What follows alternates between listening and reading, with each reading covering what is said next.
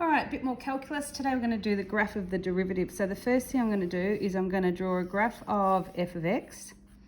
And this function f of x looks like this. It goes through 1, it goes through -1. And what I need to do is draw a graph of its derivative or its gradient. So it's a bit of a tricky concept to sort of get used to. But if this now becomes f dashed x, the gradient of this line is constant and it's always 1. So the graph of the derivative would look like this. It would go through 0, 1. The gradient is constant at 1. It's the same if we had something, say, like this one. And this went through 0, 2, and 2, 0. This is my f of x. If I was to do the derivative, the gradient is negative. Rise over run, 2 over 2, -1. So it would look like this. And this is my derivative.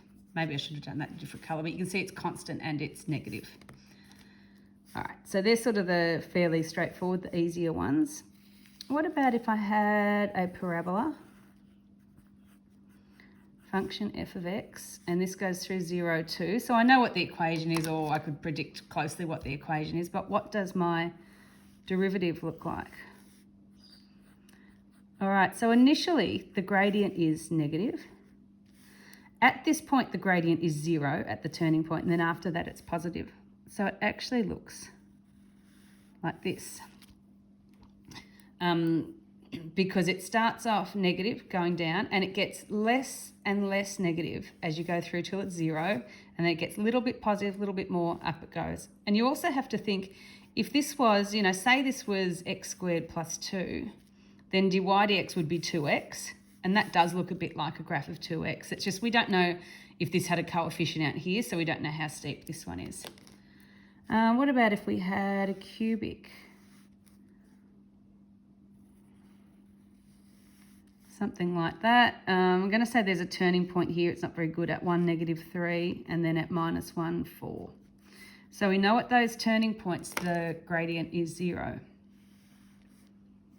So if I'm doing x and the derivative, the gradient, at -1, the gradient is 0. At 1, the gradient is 0. Even though it doesn't look it, I've said that that's a turning point. So it goes through there. If this was a cubic, this will be a quadratic, because we know if we had something with x cubed, when we get a derivative, it would go to something with x squared. So this is only going to have one turning point. And now we need to decide where it's going to be. So it starts off, the gradient is positive. It gets less and less positive till it's 0. So above the line, positive.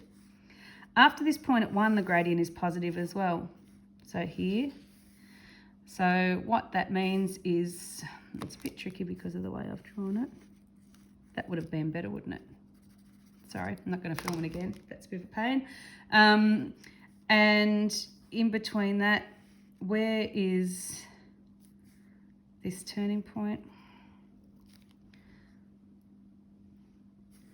Well, we just draw it like that. I'm just trying to work out exactly. Yeah, that will do. We're not going to be able to officially find where a turning point is here, because we're going to go, the gradient is positive, then it's 0 here, then it's negative for a little while down here, and then afterwards it's positive. So it would look something like that, and we can't be any more precise than that. So what if we had one like this, a cubic, and this is going to go through 0, 2 here.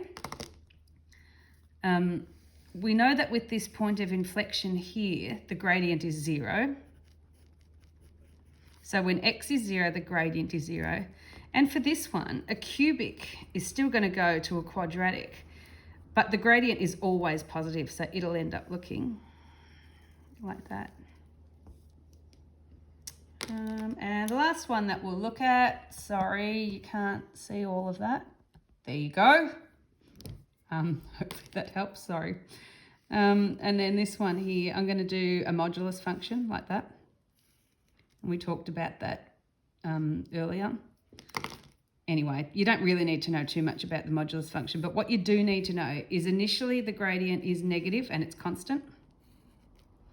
After this point, the gradient is positive.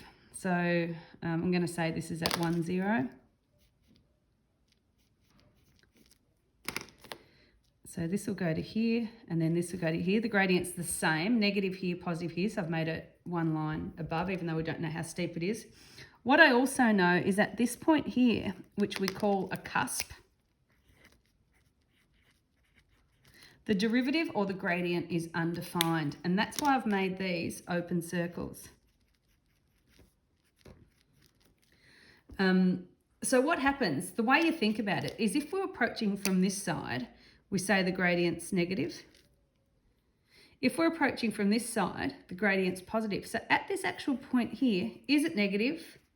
Positive.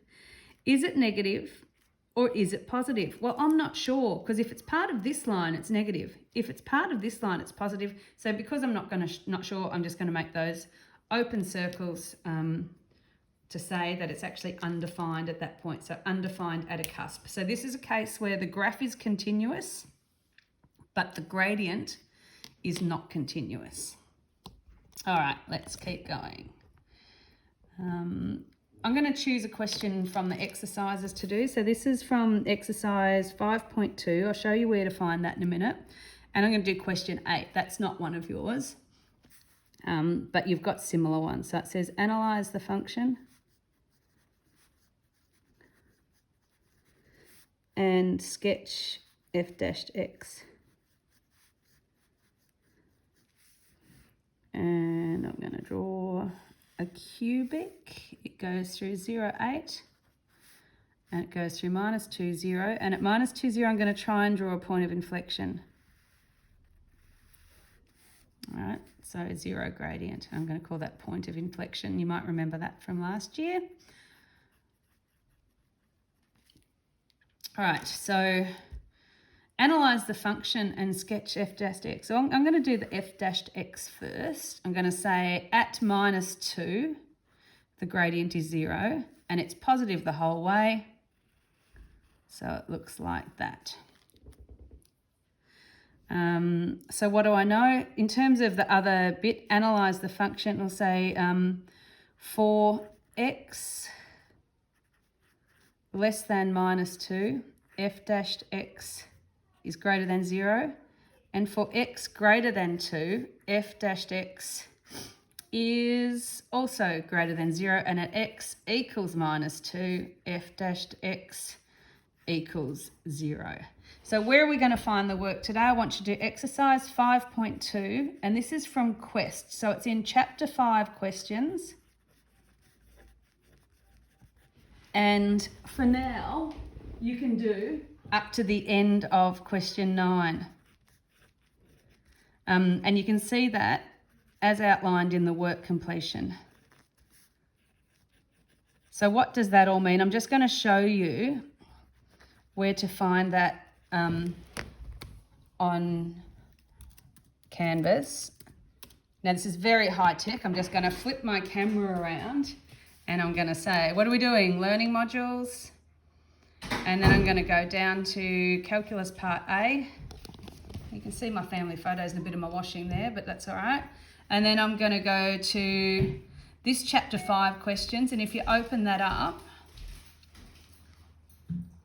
it looks like this. And that's just a textbook from a 3-4 textbook, so we can get practice for both methods and specialists for next year. And then the other thing you can look at is the work completion. So if you press that, that will give you the questions you need to do.